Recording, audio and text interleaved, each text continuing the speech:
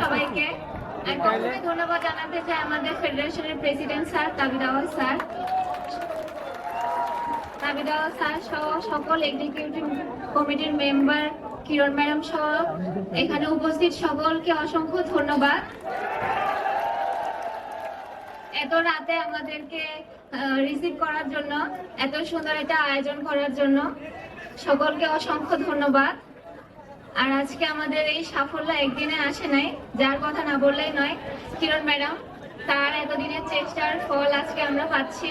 তো ম্যাডামকে অসংখ্য ধন্যবাদ জানাই আমি ব্যক্তিগতভাবে এবং সকল টিমমেটদের পক্ষ থেকে।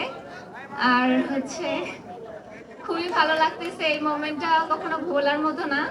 সকলে আমাদের জন্য দোয়া করবেন, আমরা যেন আরো ভালো কিছু করতে পারি। শুধু সাউথ এশিয়া না, আমরা যেন বিশ্ব মঞ্চে দেশকে আরো অনেক দূর নিয়ে যেতে পারি। ধন্যবাদ।